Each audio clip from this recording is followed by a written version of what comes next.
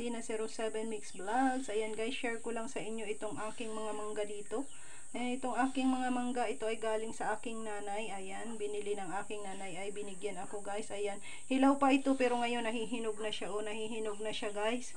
Ayan, ito ay, itong madilaw na guys ay manggang piko ang tawag dito sa aming lugar. Ayan, manggang piko, ito ay matamis. Ayan namang maliliit na mangga guys, hindi iyan bukong mangga. Hindi po iyan bukong mangga. Ayan, ang tawag diyan guys ay mangga na paho. Yung maliliit na mangga yan siya pero matamis. Ayan ay hinog na din guys. Hinog na din iyan. Yan ay malambot. Malambot lang yan. Ang iba ay dumidilaw pero kadalasan ganyan green. Kapag malambot na yan siya ay hinog na yan. Hinog na din yan guys. Hinog na din ito.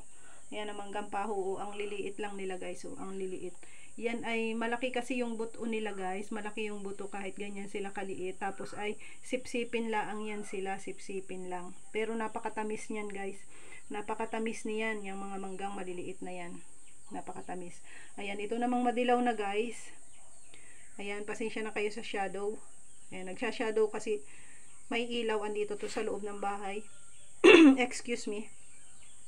Ayan o, ang isa pa rin sa known na mangga dito sa atin sa Pilipinas, ang mangga na piko.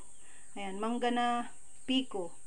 O, piko na mangga. Ayan, kinds of mango, piko, and paho. Ayan, natuwa lang akong i-share sa inyo guys kasi siguro ang iba sa inyo ay hindi alam yung mangga na ito na maliliit ba, yung paho. Paho na mangga or pahuhutan ang tawag din sa amin. Itong piko, alam nyo naman yan guys. Alam nyo naman yan. Iyan yung mga medyo pahaba na mangga na mga payat na napakatatamis din yan guys.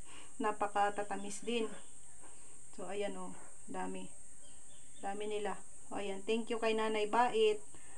Sa aking nanay na nagmamahal sa akin. Na mahal ako. Thank you very much, Nay, sa binigay mong mangga. Ayan, sa inyong lahat guys, to all my dear subscribers, viewers, silent viewers, sharers and likers, members and super chatters, thank you very much sa palagi ninyong pagsuporta at panonood sa aking mga video uploads. Thank you, and I love you all guys. Bye for now. God bless you. Bye-bye.